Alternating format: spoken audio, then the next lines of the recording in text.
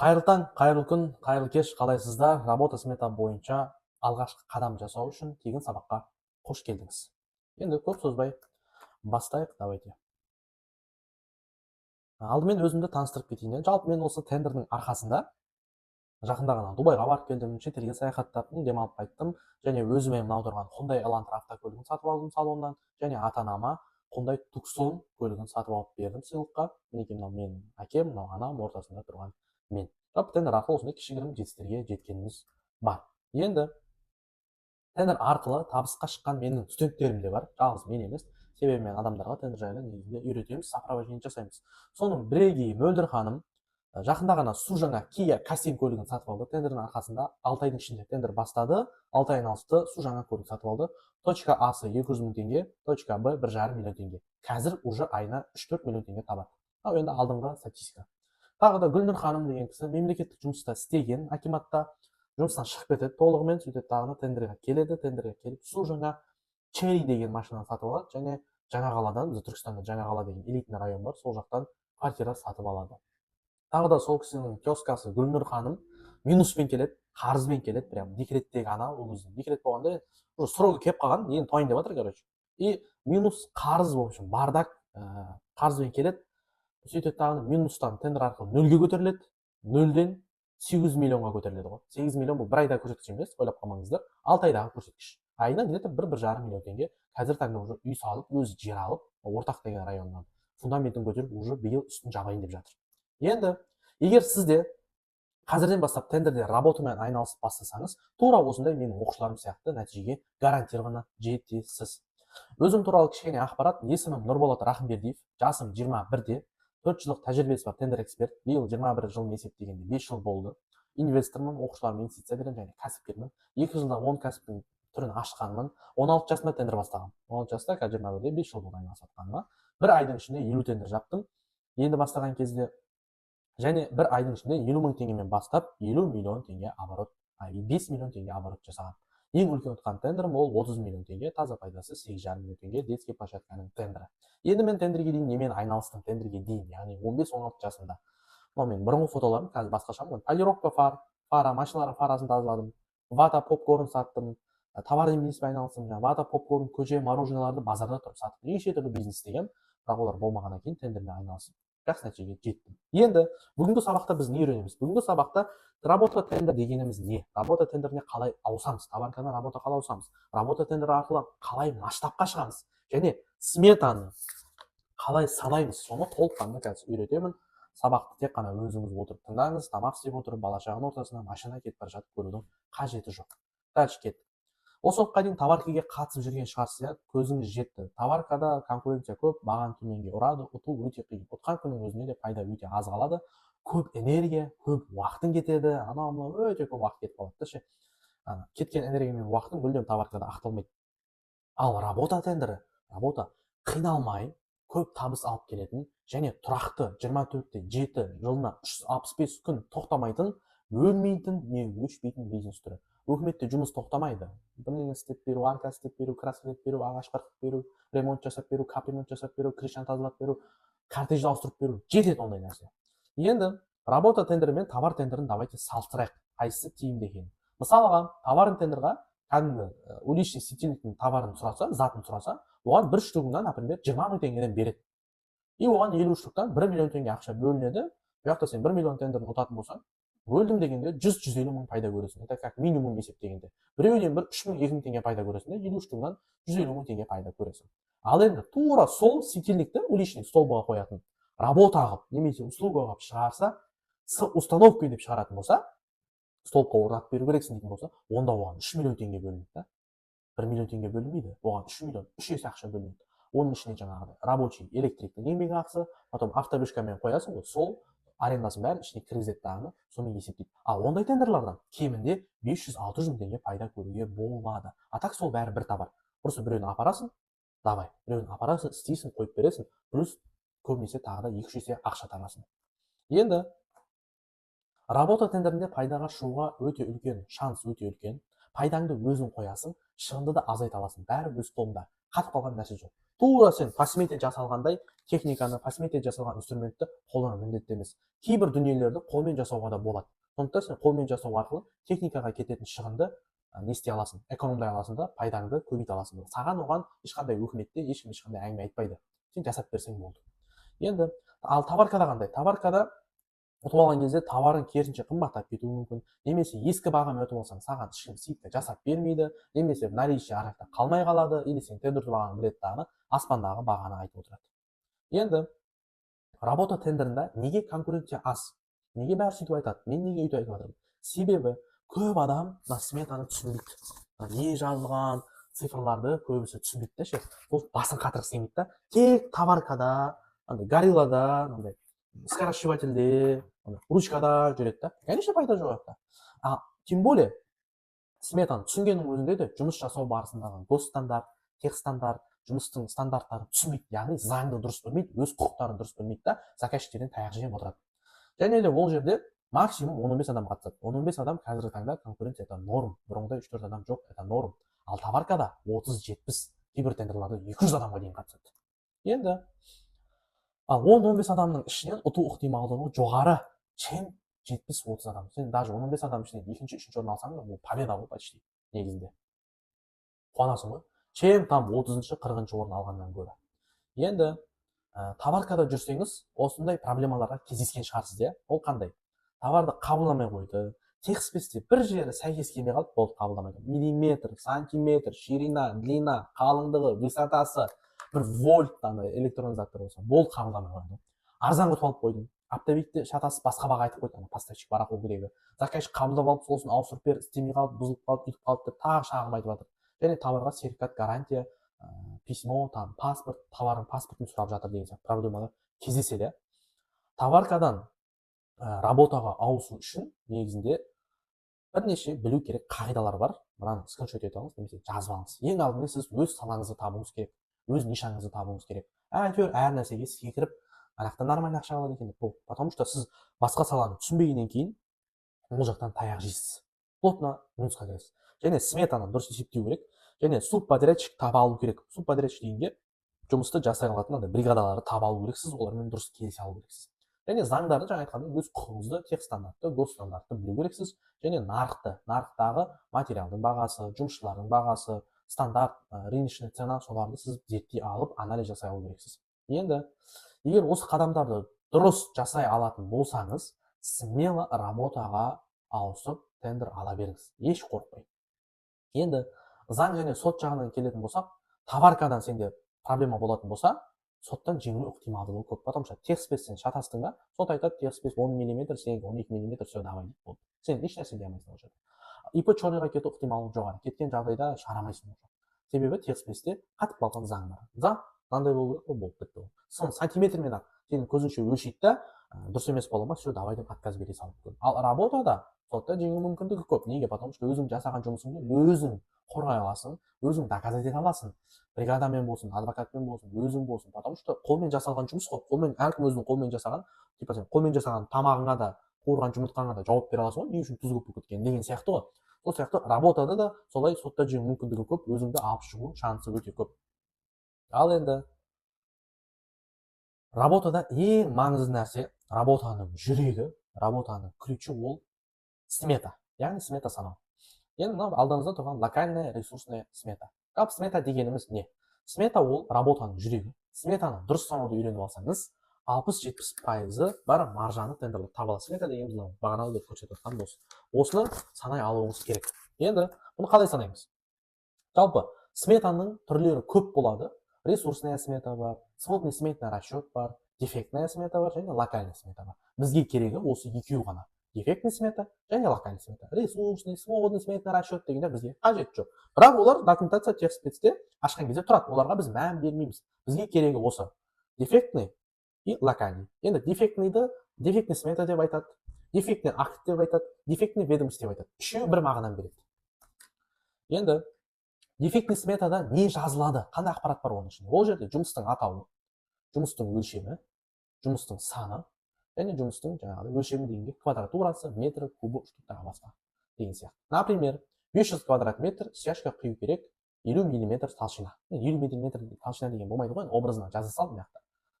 Толщина 20 мм-ден аспау керек қой негізінде. 500 квадрат метрге не істеу керек? Шашып қою керек, болып бітті. Жұмыстың атауы, өлшемі, саны болды. Дефектный сметада тек осы ақпараттар жазылады.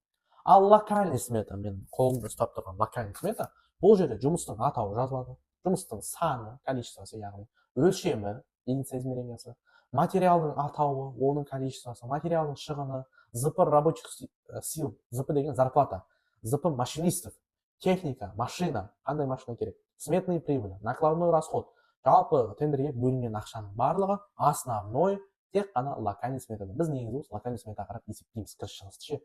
Енді смета санаудың ең оңай тәсілін айтайын сіздерге, мұқият болыңыздар. Ол дефектный сметаны қарап отырып ақ біз сметаға қарап отырып дефектный акт арқылы уже картинка жасай аламыз ғой.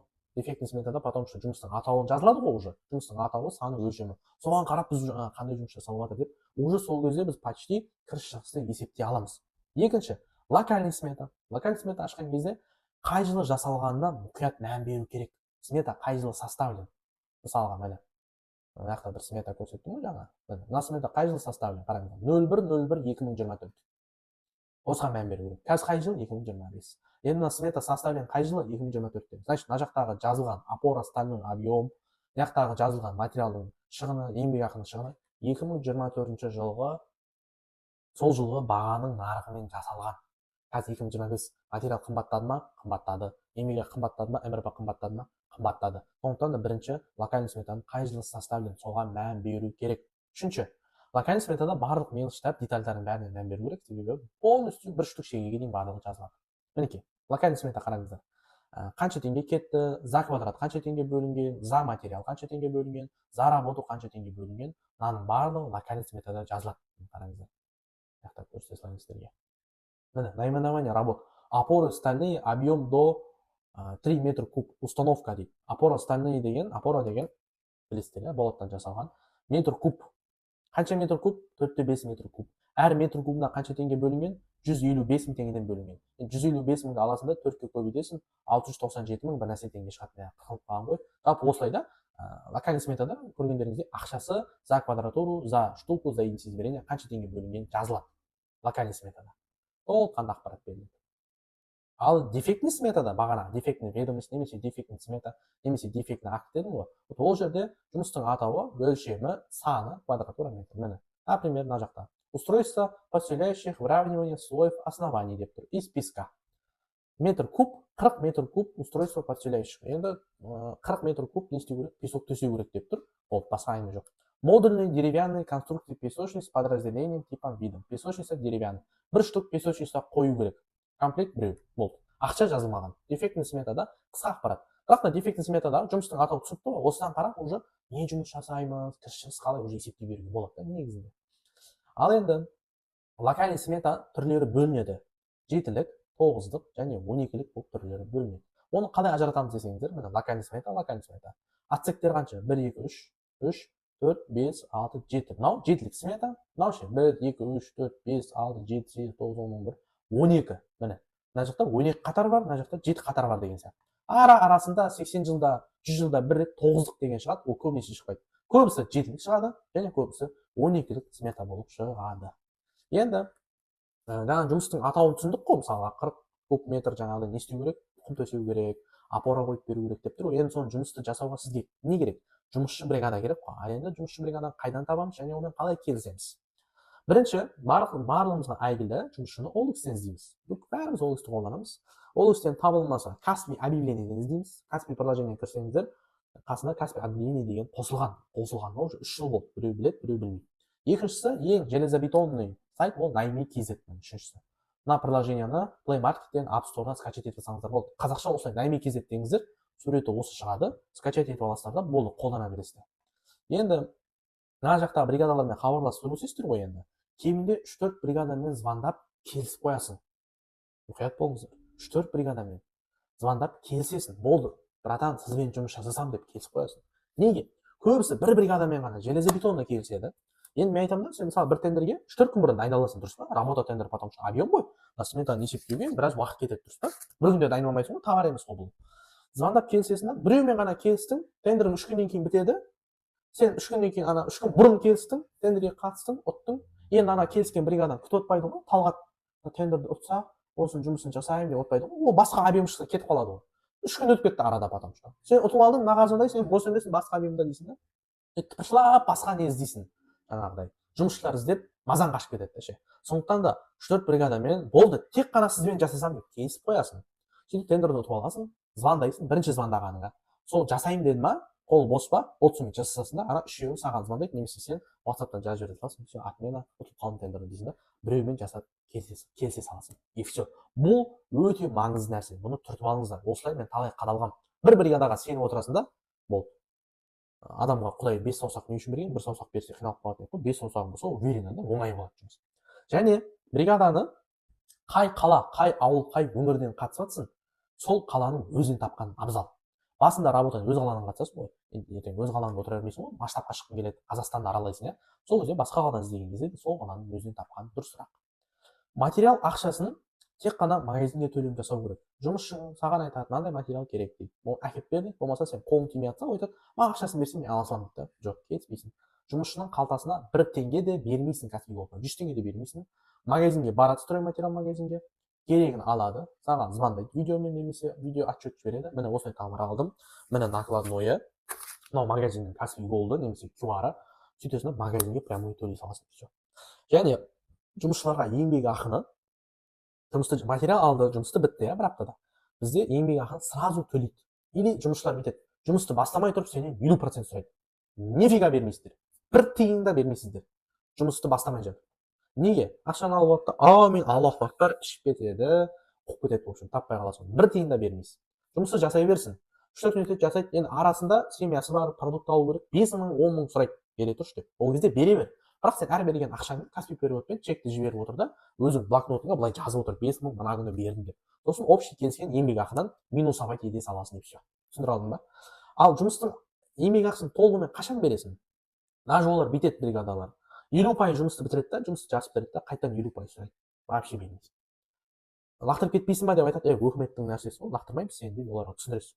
Толығымен жасап бітеді жұмысты. Ол кезде де бермейсіз жұмыс жасап бітсе де. Заказчик шақырасыз звондап, заказчик. Сіз ол баста жүруіңіз мүмкін, жұмыстың басында болса кетіп қалуыңыз мүмкін. Екі жағдайда да заказчик шақырасыз, заказчик көреді, технадзор келеді, или там совхоз келеді, директор келуі мүмкін, көреді.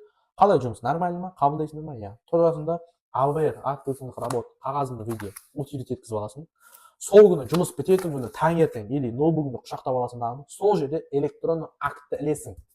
Мынаны прикрепить етіп, АВР-іңді. На месте мекеменің ішінде жүрген жерінде жұмысшыларды қайтармай тұрып, жұмысшыларға ақша бермей тұрып, электронды актты сол жерде утилит еткізесің.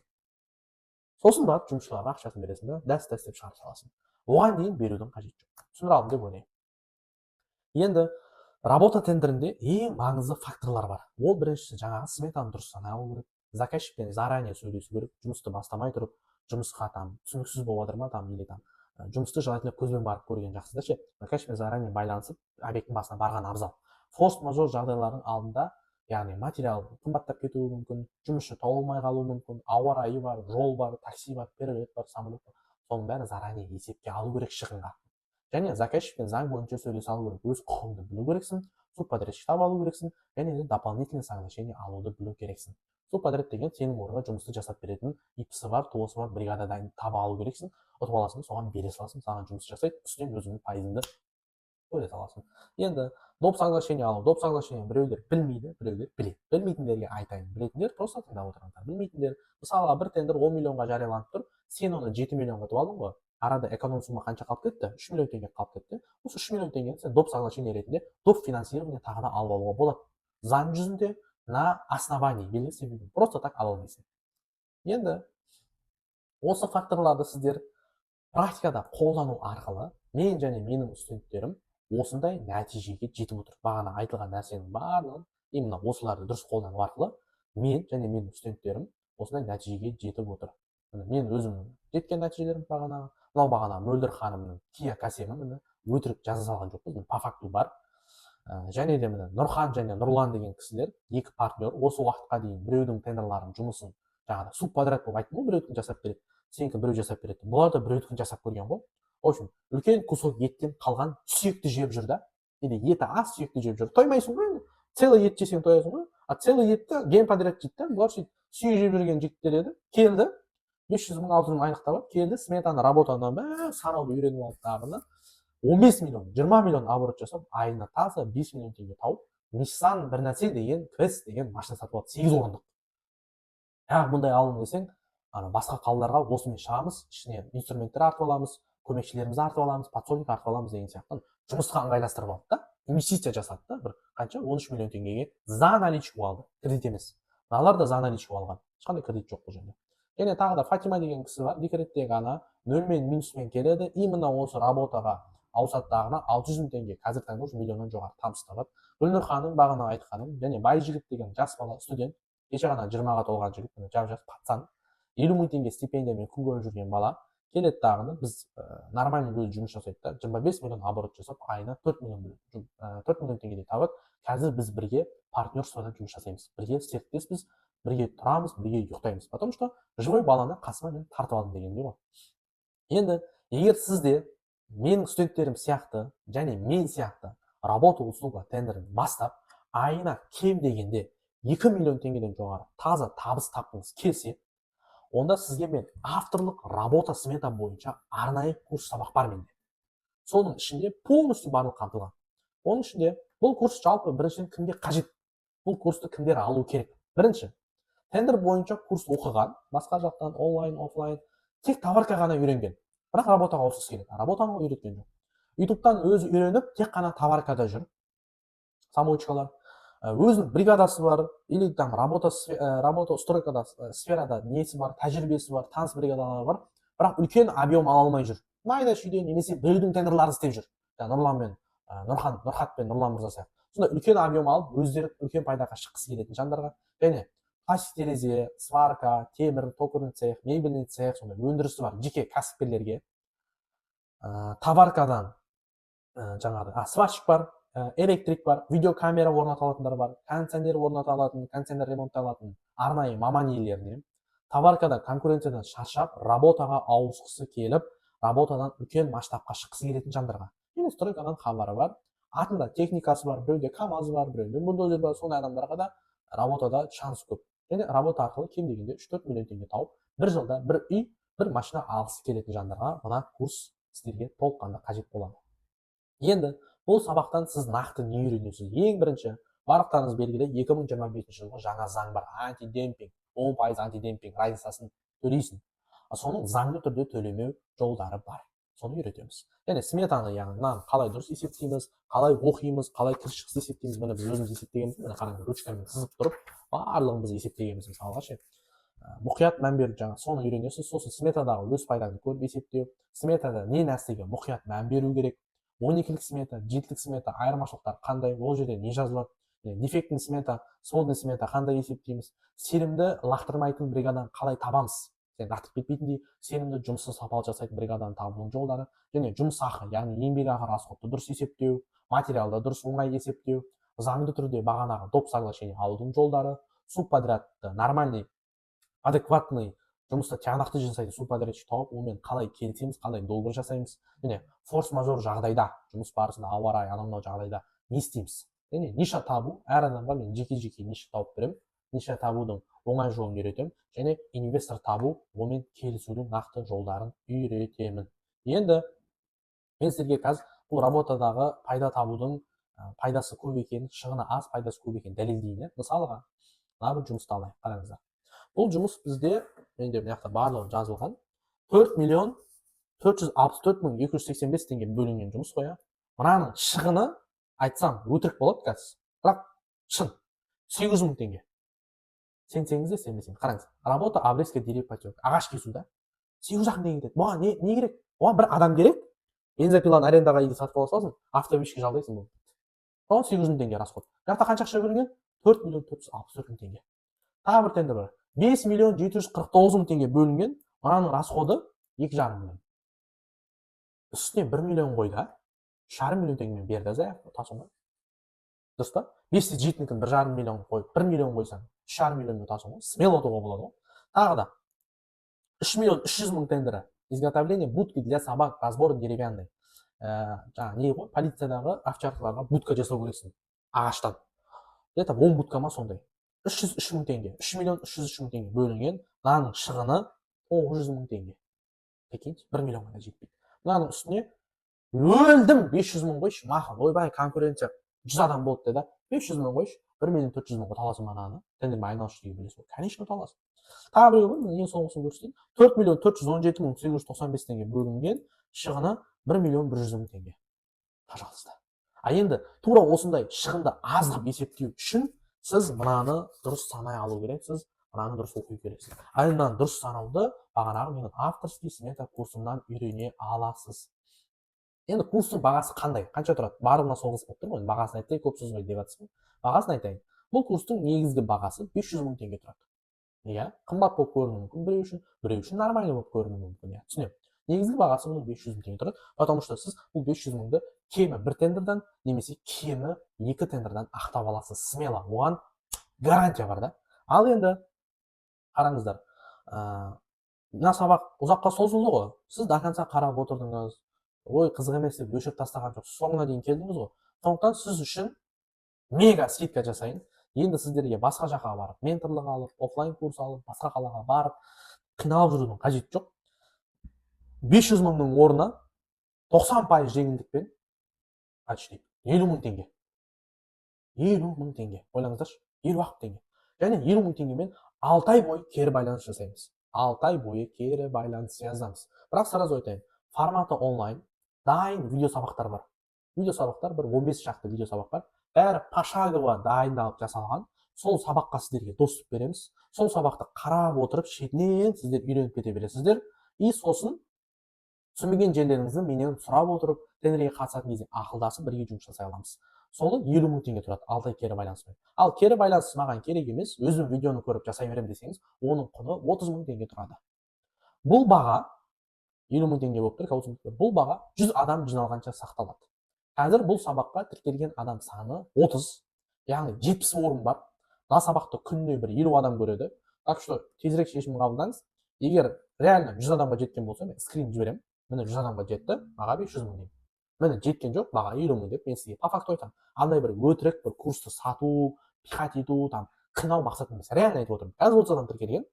Көрсетемін. Сіз мысалы мынаны көрдіңіз да, бір аптадан кейін жаздыңыз маған, дұрыс па?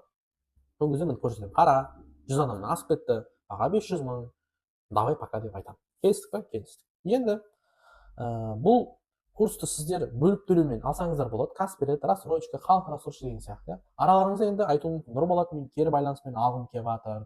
Бірақ дәл қазір қалтамда мынандай 50 мың теңгем жоқ десеңіздер, бағанағы бөліп төлеумен аласыздар. Ойбай, мыналардың барлығы маған отказмен, черный списоктамын десеңіз, онда как минимум 5 мың теңге предоплата жасайсыз. Бұрын қойып қоясыз. Осында дәл қазір дайректен алдыңыз оны сабақ инстаграмнан, төменге маған жазыңыз. Курсты кері байланыспен сметаны алғым келеді деп маған жазасыз да. И мен реквизит жіберем сізге, предоплата немесе толық төлем жасайсыз. Предоплата жіберсеңіз фамилияңызды жазасыз, мен списокке жазып қоямын да. Сосын қалған 45 мың теңге бір жерден айлық түседі, әйтеуір ақша пайда болады ғой сізде қолыңызда бір аптада, 3-4 күнде. Сол кезде маған айтасыз, Нұрболат, ақшам бар дейсіз. Сол кезде предоплата беріп қойсаңыз, бағанағы скидка 50 мың теңге немесе 30 мың теңге бағасы сақталады. Ал предоплата бермей 100 адамнан асып кетті ма, онда кешіріңіз, бағасы 500 мың теңге болады. Енді қазіргі таңда тендер әлемі не болып жатыр өзі? Бәрімізді шалқамыздан түсірген заң ол 2025 жылғы 13-ші бап антидемпинг. Оны төлемеудің жолдарын айтамын деймін. Және госсакупта товарканың барлығы барахолка болып кеткен. Адам көп, конкуренция көп. 10 адамның 5-еуі типа тендерщик. Ол 10 адамның 5-еуі тендермен айналысады, оның 2-еуі тендер эксперт типа. Оптовиктер, өндірушілер, фирмалардың барлығы қазір өздері тендерге қатысып жүр. Товарка жағынан ше. Пластик терезе өндіретіндер, цехтар, жаңағы пластик, бутылка өндіретіндер, солар өздері жүр да қазір. Және бағаны төмендетеді, демпинг абайтет жасайды, конкуренциясы өте көп, ұту қиын, ұтқан күннің өзінде пайдаң өте аз. Бұл курстан кейін сізде не болады? До и после. Работа услугада пайда көп екенін түсінесіз. Товаркадан қарағанда работаны ұтып орындау оңай екенін көресіз, потому что сіз істемейсіз ғой жұмысты, біреулер істейді ғой. Товаркаға кеткен уақыт пен энергия работаға кетсе 2-3 есе ақталады. Товарканы зерттеу үшін де сонша уақыт кетеді, работаны зерттеу үшін де сонша уақыт, сонша энергия кетеді. Бірақ ақшасы екеуінде екі түрлі. Ең бастысы работа тендермен 1 жыл бойы тұрақты түрде айналыссаңыз, бір үй, бір салоннан жаңа көлік аласыз. Ол жағынан гарантия бар. егер де сіз сабақты алатын болсаңыз, бізде арнайы әрбір оқушымен келісімшарт болады. Қол қойып печать басылған. Соны онлайн келісімшарт жасаймыз. Келісімшарт үлгілерін жіберіп оқып шығайын десеңіздер, пожалуйста, бәрекке жазыңыз, мен сізге жіберетін боламын. Ал работа смета сабағында көріскенше, самый умный и правильный инвестиция – это инвестиция в себя деп айтқан екен әлемдік миллиардер Уоррен Баффет. Сондықтан да мына бағамен, скидка бағамен үлгеріп қалыңыз. Алу үшін дәл қазір маған дайректке астына жазыңыз. Сәлеметсіз бе, ассалаумағалейкум, работа смета бойынша курсты алғым келіп жатыр деп жазыңыз. Мен реквизит жіберемін, или там айтыңыз, рассрочка, или ред, или там предоплата деген сияқты. Толық айтасыз, мен сізге сұрағыңызға жауап беремін дағыны, сабаққа сізді тіркеп қоямын. Уже сіздер доступ аласыздар, және ең бастысы видео сабақтарға доступ мәңгілікке беріледі. Ол не деген сөз? Бір жылға, 6 айға деген ограничение жоқ, мәңгілікке беріледі. Яғни работа смета бойынша заң өзгерген жағдайда, смета өзгерген жағдайда, 2026 жылы өзгерістер болса, мен сол жаққа платформаға сабақтар салып отыра беремін тоқтамай.